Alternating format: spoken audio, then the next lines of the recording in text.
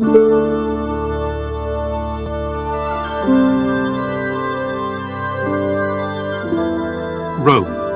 the eternal city. From the ancient Romans through the Renaissance and up until today, Rome has been a cultural center.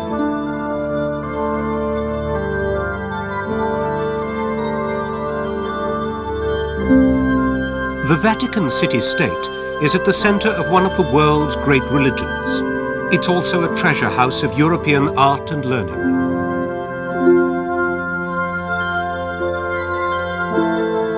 The spring of 1994 saw the completion of one of the largest projects undertaken by the Vatican.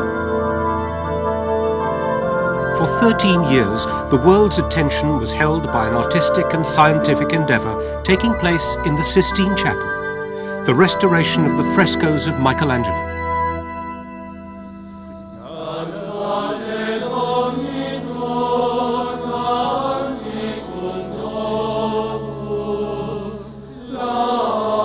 April 8th, 1994.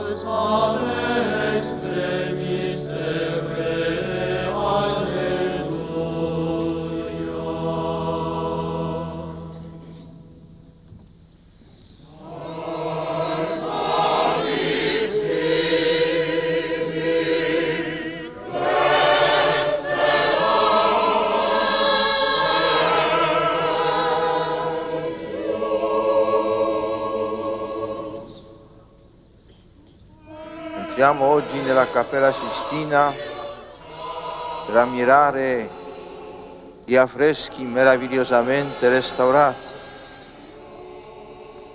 Alla conclusione di questi delicati interventi di restauro, desidero ringraziare tutti voi qui presenti e particolarmente coloro che in vari modi hanno dato il loro contributo a tale nobile impresa. Si tratta di un bene culturale di This is a project of immeasurable value to all mankind. di un bene People come from all over the world to universale. wonder at the splendor. Ci parla nella drammatica scena The Last Judgment del is so giudizio very universale. dramatic, and this depiction of Christ is Siamo extraordinary davanti before us. ad un Cristo insolito. For we can see Siamo that di Christ fronte is also a man, innanzitutto as we are alla men. gloria dell'umanità di Cristo. Egli verrà infatti nella sua umanità But per Christ will giudicare judge i us vivi e i all morti, according to our hearts. penetrando In this le figure, profondità we can see proof delle of coscienze God's umane infinite love.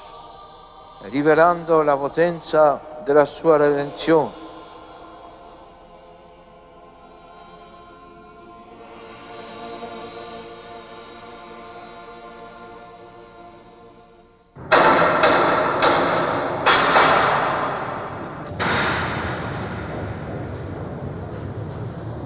The cultural project of the century was begun in 1981.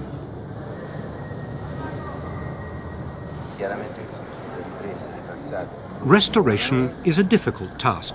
There are risks involved. One mistake and important cultural assets could be lost.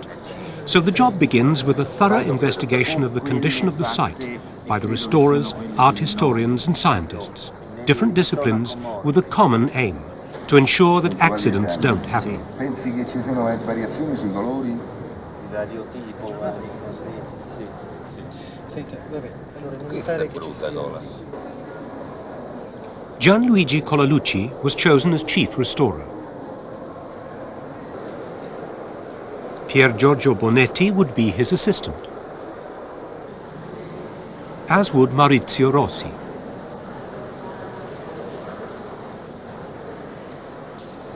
Bruno Baratti would take care of a variety of miscellaneous tasks.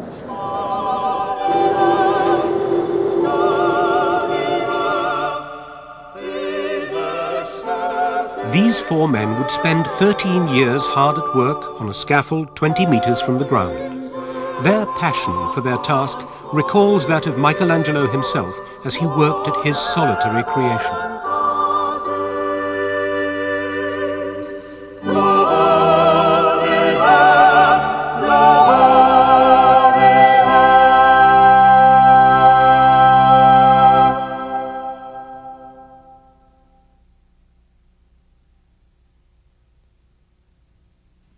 The scale of Michelangelo's masterpiece is overwhelming.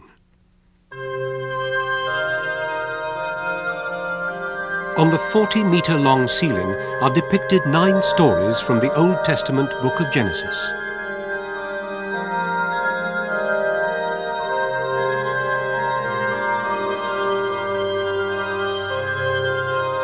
There are 7 prophets and 5 sibyls on the side walls.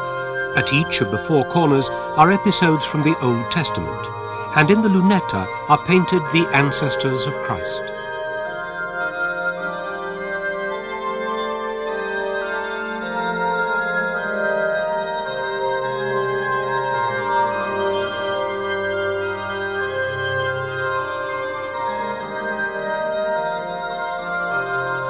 The main altar wall is roughly 1,000 square meters in area, and here Michelangelo painted the Last Judgment, in which there are something like 400 human figures.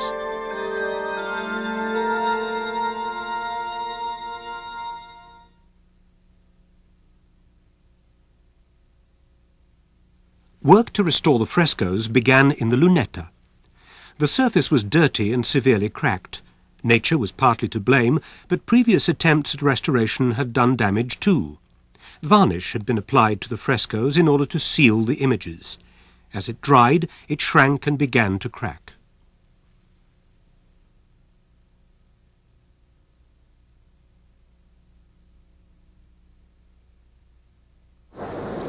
The restoration began just in time.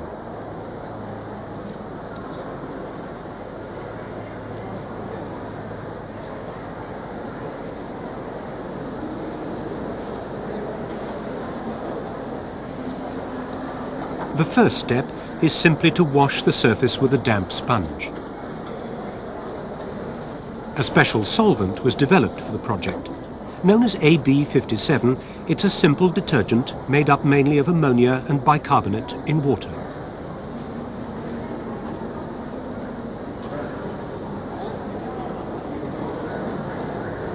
When the surface has been sponged down, a layer of Japanese paper known as washi is applied, and this is coated with AB57. The solvent dissolves the grime, which is drawn into the fibrous paper.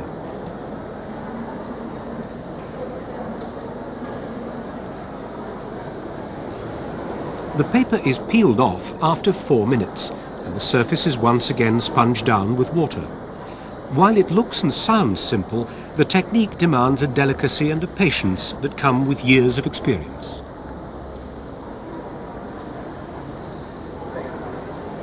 Between 60 and 70% of the dirt is removed through this process. The washi is used in particularly sensitive areas. Otherwise, the AB57 is applied directly to the surface of the fresco.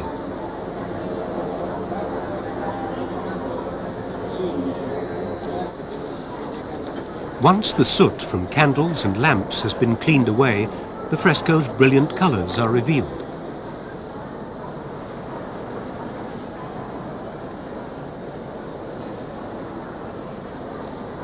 Restoration a century ago meant adding colour or repainting sections. There was no concept of removing surface dirt.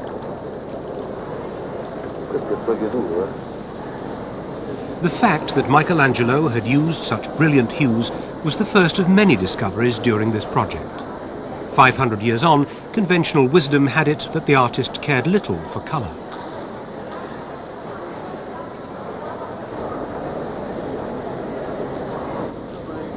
Various corrosive elements affect the frescoes.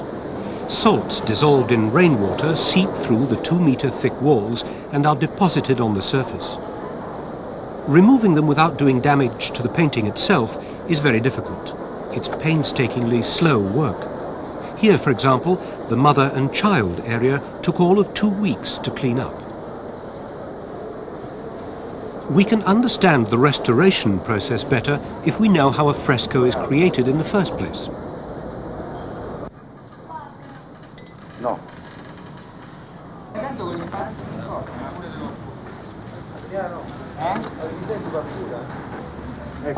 Here at the Restorers School, limestone and sand are made into a plaster, which is applied to a rough wall.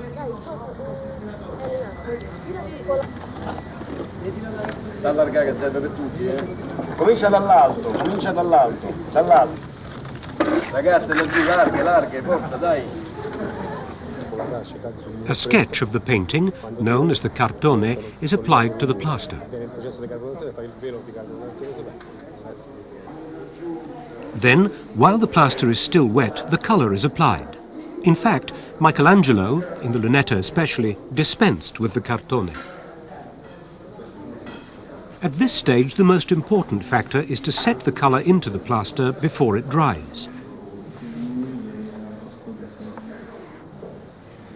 Once it has, the colour is fast. No amount of washing at the surface will remove it. Il numero uno, Giorgio, partiamo con l'arancione. Questo. Lungo la lesione, numero uno. To determine the kind of pigmentation Michelangelo used in the Sistine, minute samples were taken from various points in each fresco.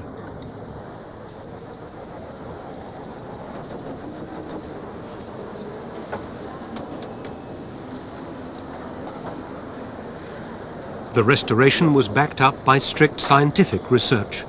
All important data were recorded for posterity.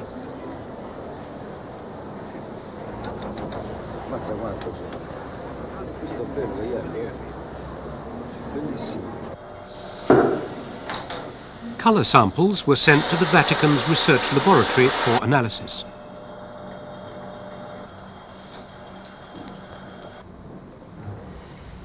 The results showed that Michelangelo relied on 10 pigments from which he created a multitude of colours. In addition, we learned that he avoided pigments which had any lead content. Perhaps he knew that leaded pigments deteriorate quickly.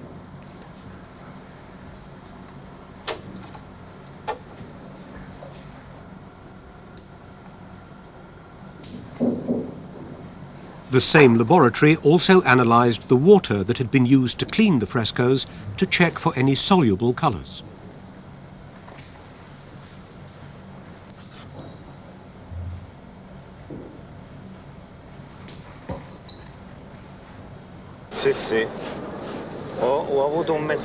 In July 1982, another discovery. It was a bristle from one of Michelangelo's brushes. Evidence, perhaps, that he was working at speed. He was under great pressure from the Pope to finish the ceiling.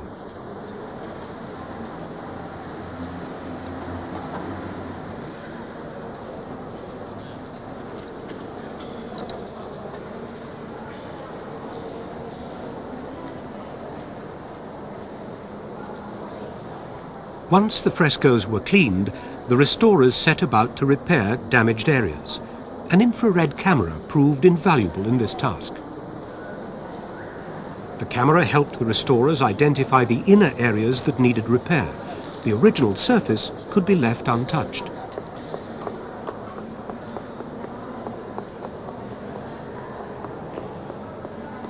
Bruno Baratti was given the job of reinforcing the frescoes. He uses an adhesive sealant and removes any metal clips used in previous restoration attempts.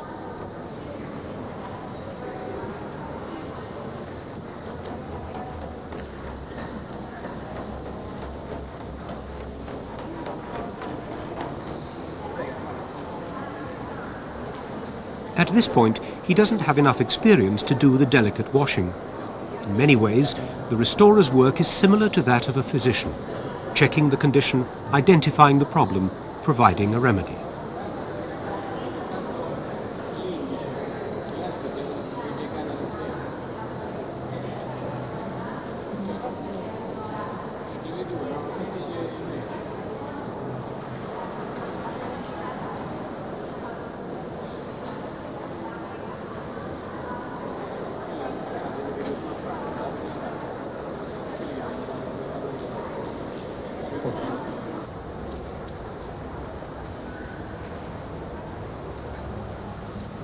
Summer 1983.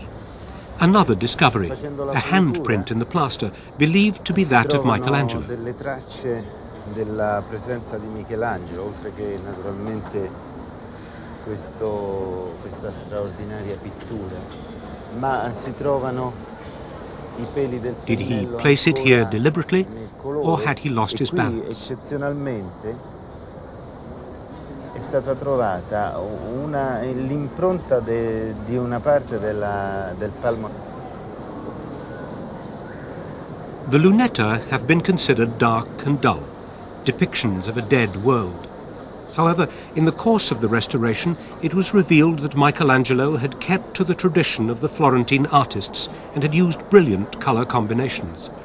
More than that, he experimented with colour to bring additional depths to his painting.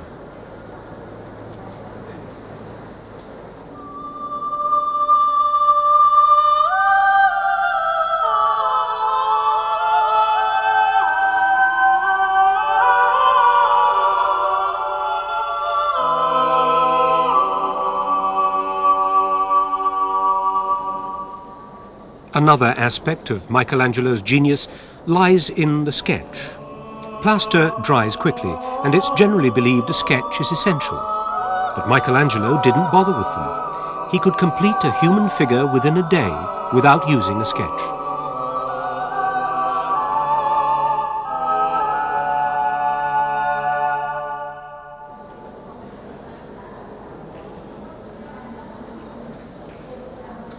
The last lunetta are finally cleaned up.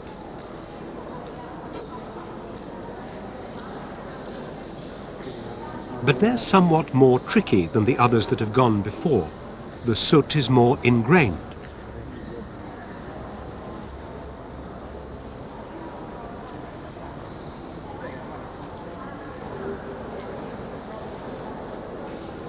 But here again, discovery.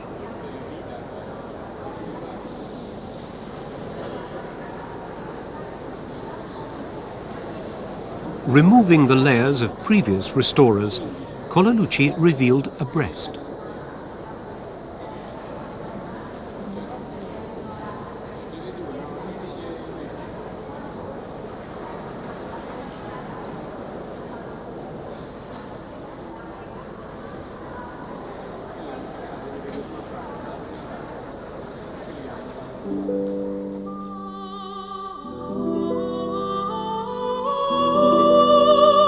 Now, the tender scene is presented as Michelangelo intended.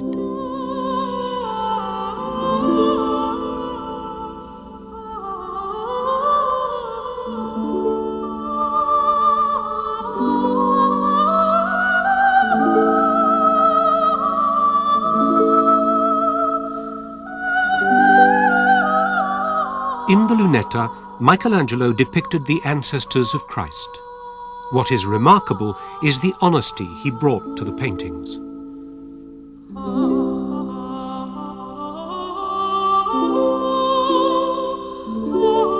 Autumn 1984. The lunetta are restored.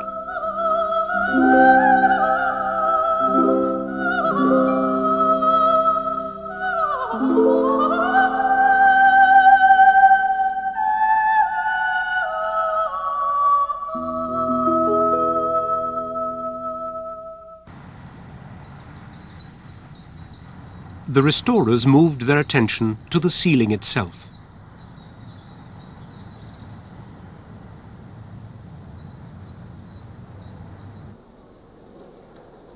The figure of Noah had suffered some structural damage. Certain parts were missing. Bruno Baratti was given the task of reinforcing the plaster.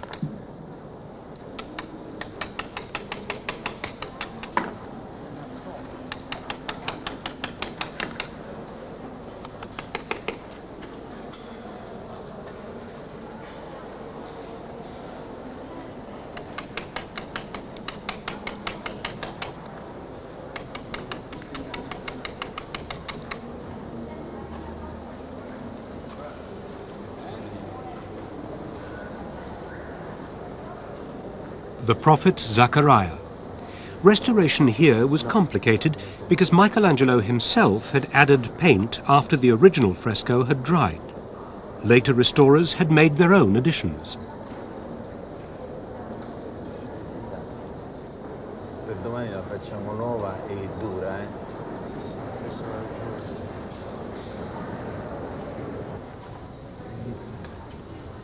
Non hai The restorers used cellophane to trace the figure of Zachariah, to try and work out where additions had been made by previous restorers, and to record also where cracks have appeared.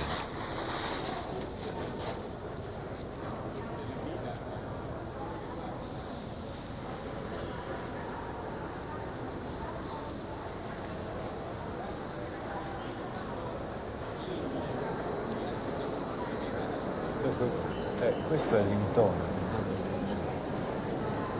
Accidenti. E c'è la preparazione. The shoulder here was not Michelangelo's original.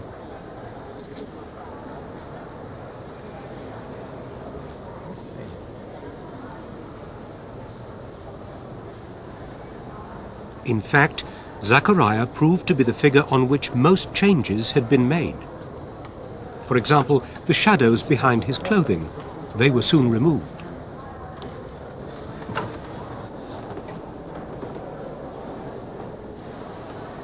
And there were anatomical details too.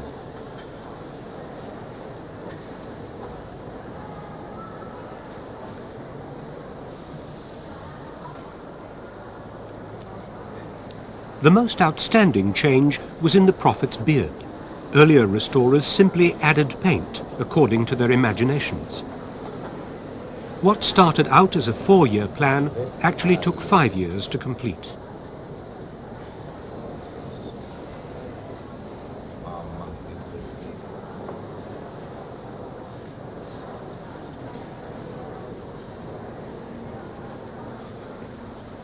The results speak for themselves.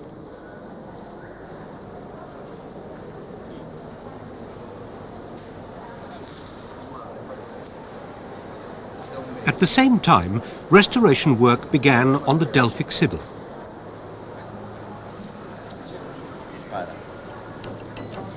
This is often said to be the most beautiful female image in the Sistine. Ah, qualcuno mangia le caramelle. Scartami una caramella, va. A prophet in ancient Greece, she presided over the most authoritative of the oracles at Delphi, centuries before the birth of Christ, and thus has no direct connection with the Testaments. In portraying her, it's thought Michelangelo was stressing the fact that everyone, even the heathens, could know the grace of God.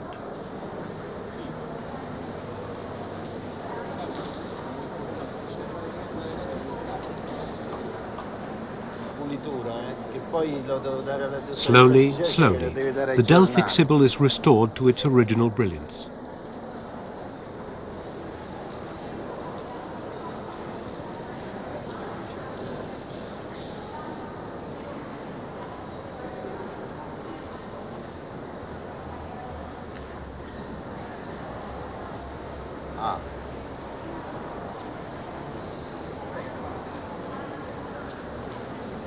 Il segno delle matite che è andato via.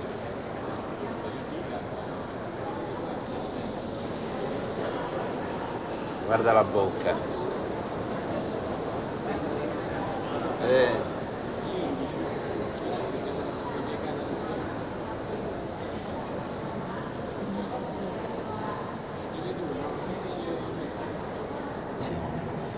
Salvo una ripresa a matita sulle sopracciglia.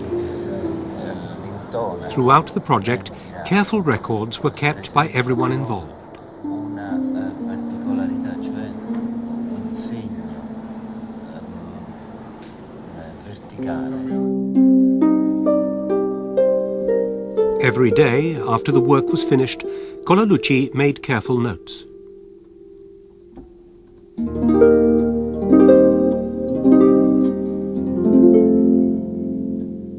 The work of the restorer is difficult. If he succeeds in his task, the credit goes to the original artist. If he makes a mistake, the responsibility is his.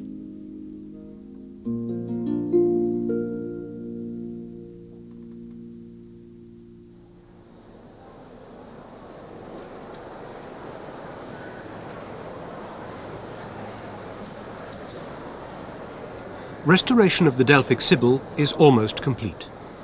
This is the figure which some scholars have said typifies Michelangelo's vision of woman. It's repeated in his paintings and his sculptures.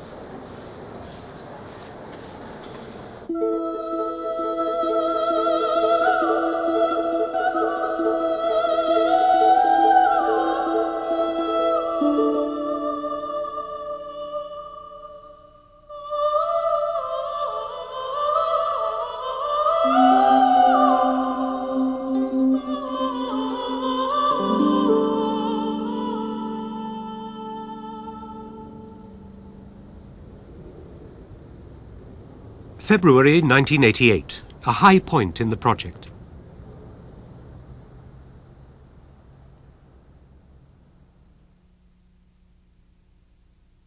God creating man in his own image is one of the most powerful and well known of Michelangelo's images. The powerful figure of the Almighty approaches Adam. Both figures reach out with their hands, and from the finger of God, Adam receives life.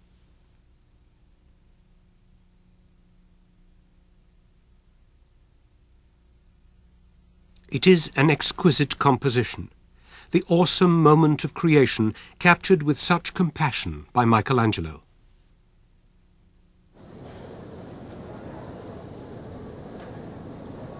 Michelangelo recorded how he was forced to bend over like a bow in order to paint the ceiling. Colalucci would no doubt sympathize.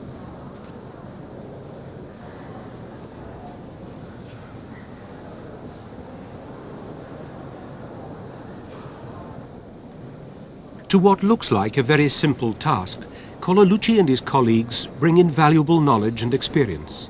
Their common goal, to restore Michelangelo's work to its finest. To do that, they must understand exactly how he worked. For example, how he played with light and shadow, the technique known as chiaroscuro in such images as the creation of Adam.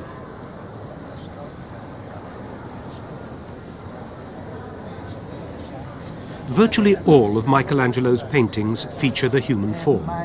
The figures are made more lifelike through the careful application of this technique.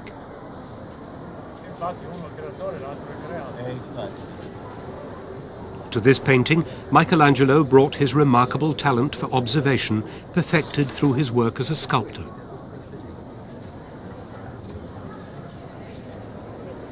The point at which the fingers almost touch was left until last in the cleaning process. Colalucci worked with infinite care.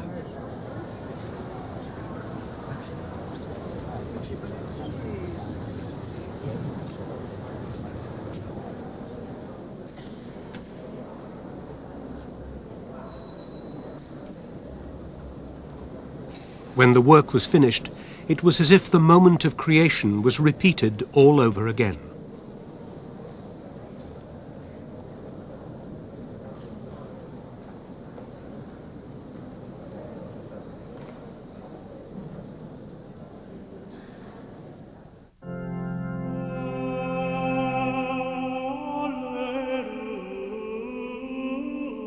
It was 1988, and we could glimpse the true genius of what Michelangelo had created 500 years before.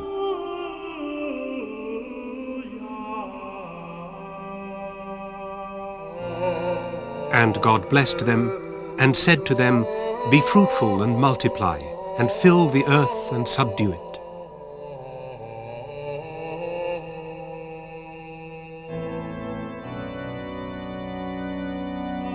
Man's relationship to God, and God's unfailing love for mankind. These abiding themes in Michelangelo's art are brought together here as never before.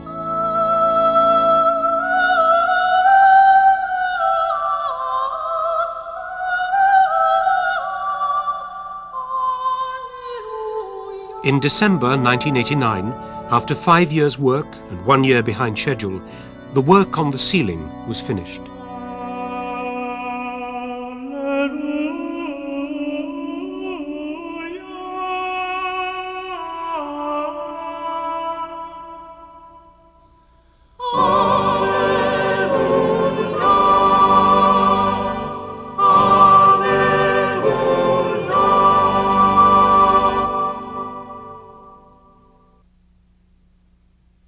Michelangelo began work on the Last Judgment in 1535, 23 years after he'd completed the Sistine ceiling.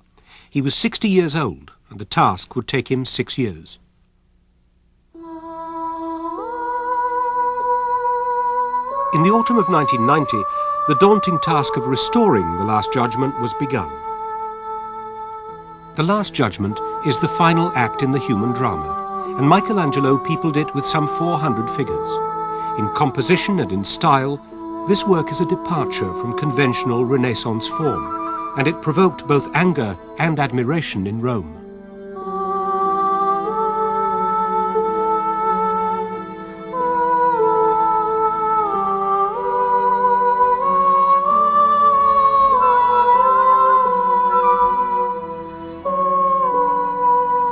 No doubt Michelangelo was influenced by his resistance to the Reformation, the movement begun in Germany in 1517. Subsequent events began to change Renaissance thinking, and Michelangelo's own art was definitely affected. In The Last Judgment, he deviates from realism and faithful perspective. Nevertheless, his message succeeds in overwhelming the viewer.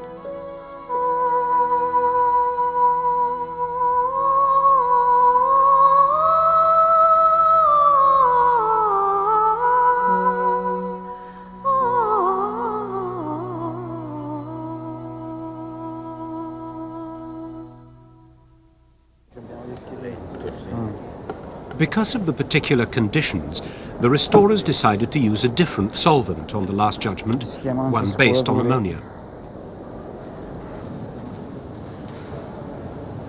They also decided to use washi all across the wall. On the ceiling, it had been used only on particular spots.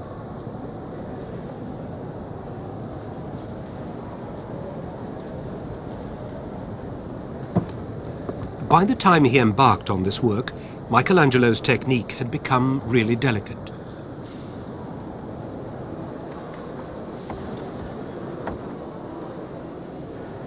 Equally delicate computer technology was used by the restorers to ensure work on the Last Judgment could go ahead safely and smoothly.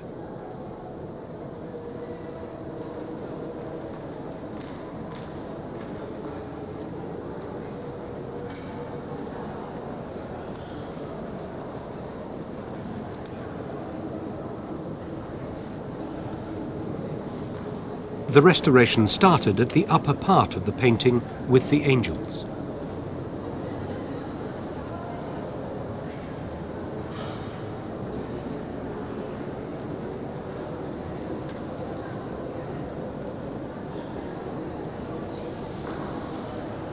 At this point, Bruno Baratti joined the others in the cleaning work. The project so far had been a true learning experience for him.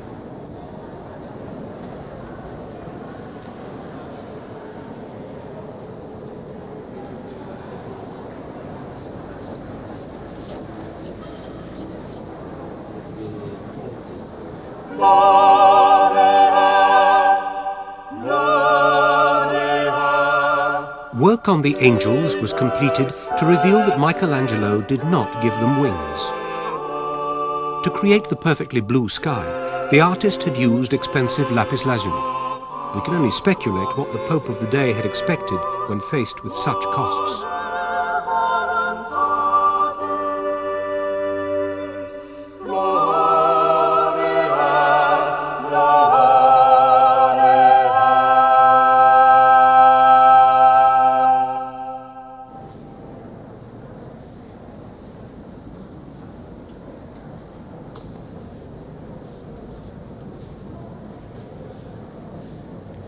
Public expectations of the restoration project were also mixed. The critics were divided between those who felt that colour must have been added and those who argued that layers of Michelangelo's own additions were being removed.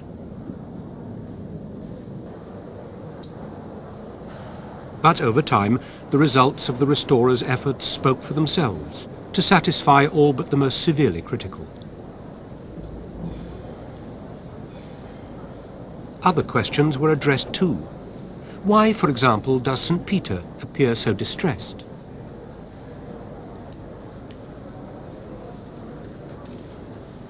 The object of the exercise was to restore the paintings to their original form, based on scientific and artistic research, so that they might be preserved for generations to come.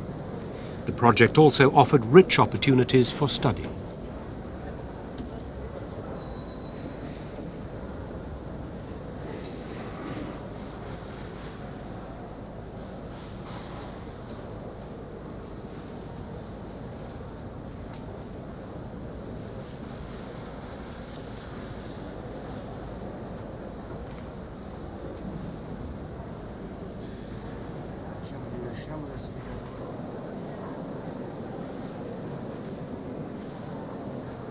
The damned. What horrors do they face? What fear?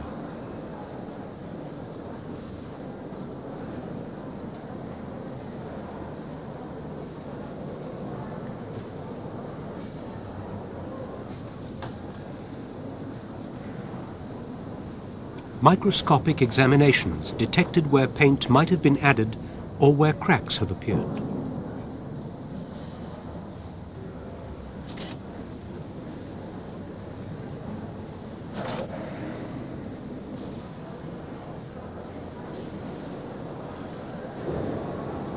In March 1992, the restorers began work on the section of the wall in which Michelangelo depicted hell. Arrivals there are greeted by Minos, legendary king of Crete.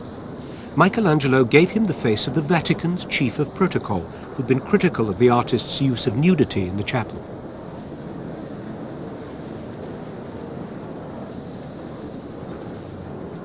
This part of the Last Judgment was the hardest to clean. Being closest to the altar lamps and candles, the soot and grime were thicker than anywhere else. It's been claimed that Michelangelo deliberately dulled his work in this area. This restoration process has shattered that myth forever.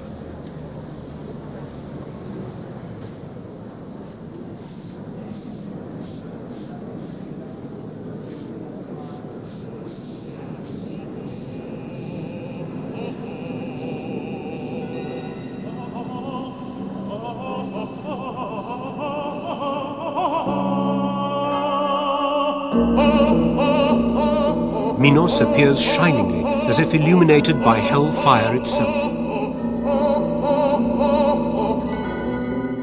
And there would be further surprises here before the project was complete.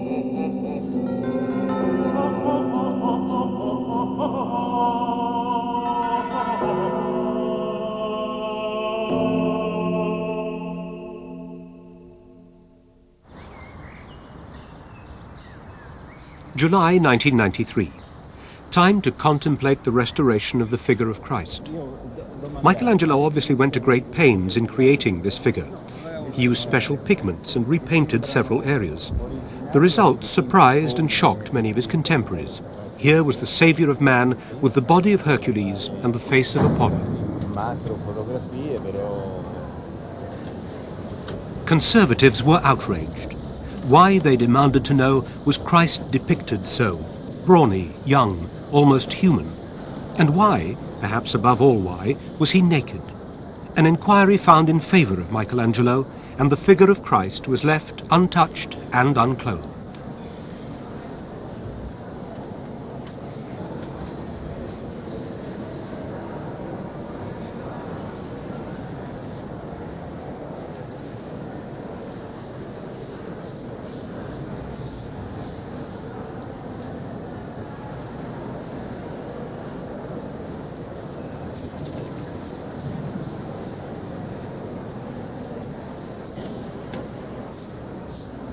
The restored Christ's hair shines golden.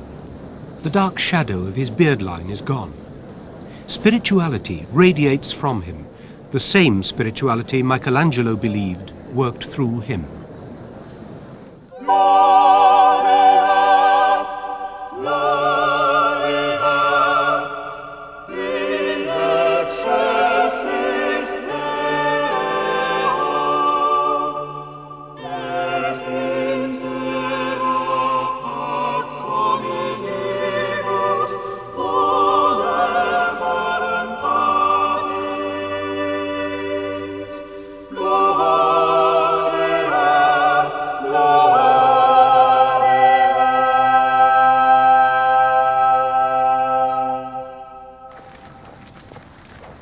The last problem to be faced by the restorers was which loincloths should be removed. They put off a decision until the beginning of 1994.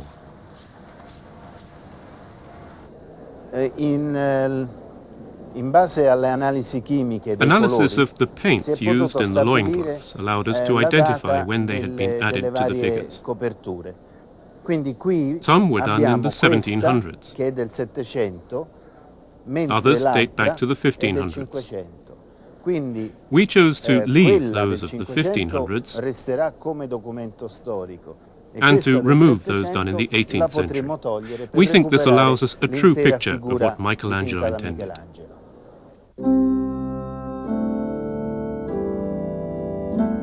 In the Last Judgment, the angels, the saints, and the damned were depicted as naked figures.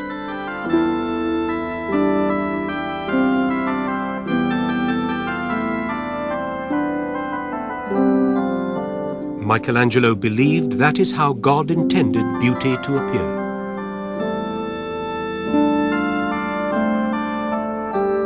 The Council of Trent saw things differently and instructed that clothing should be applied to each figure.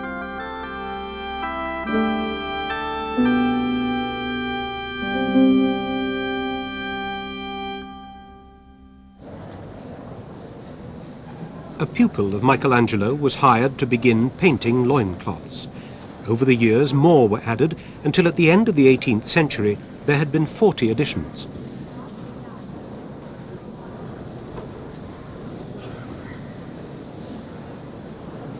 Of these, the restorers removed all but 17.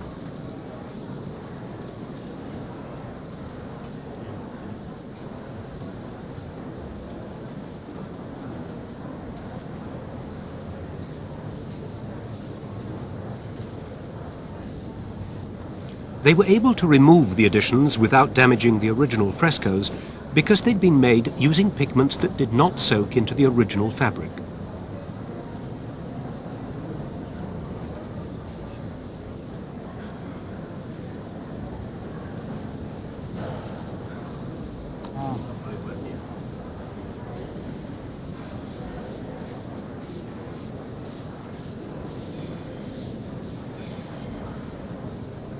Among the figures to be unclothed was that of the central doomed figure, a masterstroke in the Last Judgment, which expresses so strongly the concept of human despair.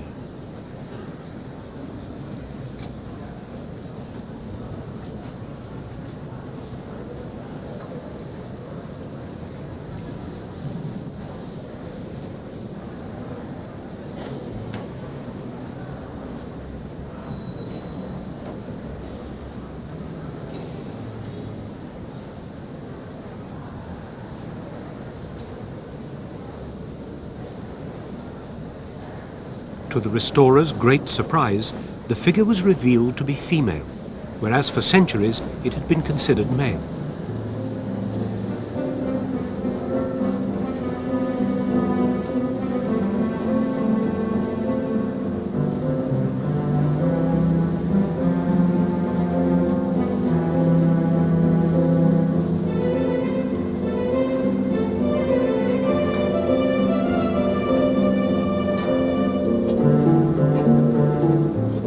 Similarly, the removal of the loincloth that had been added to Minos led to another surprise.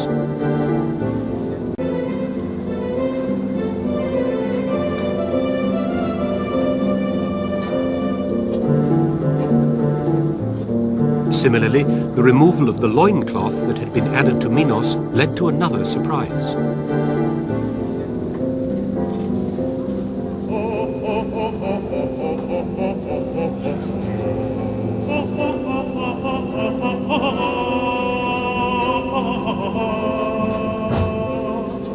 As the cleaning process removed the flimsy garment, it became apparent that the serpent that was wound around him was biting at his private parts.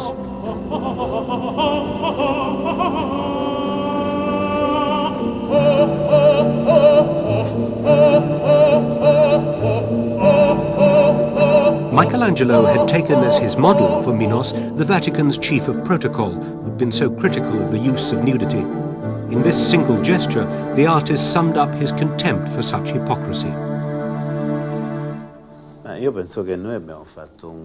I think the restoration went well. It has been done well.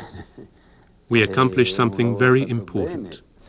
The way we approached it was right. The result leaves no doubts.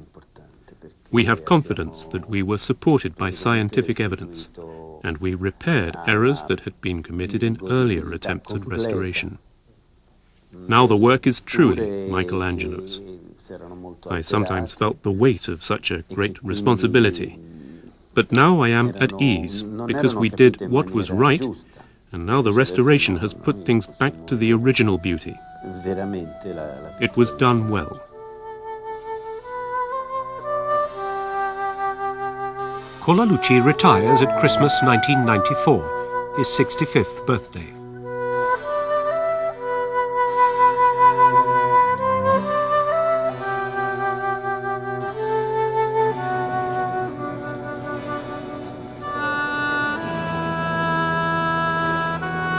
Rossi and Bonetti both face retirement. They began this project in their 40s.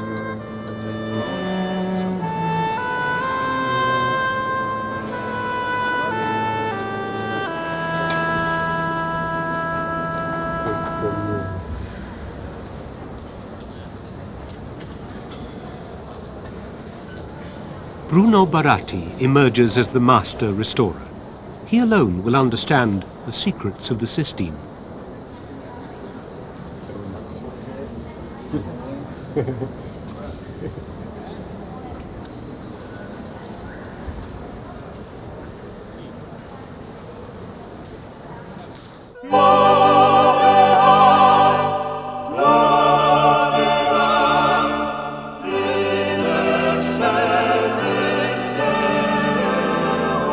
April 1994. The Sistine Chapel is restored to its former glory.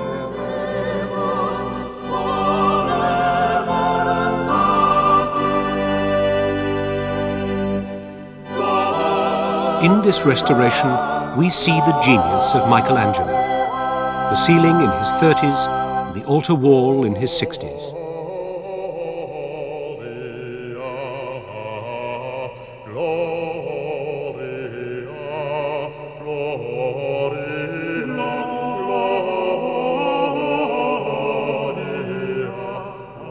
The Last Judgment is a powerful expression of the artist's vision. Its restoration is an equally powerful statement of how we see that vision today. Michelangelo's genius is evident. That of the restorers is less so, but that is as it should be.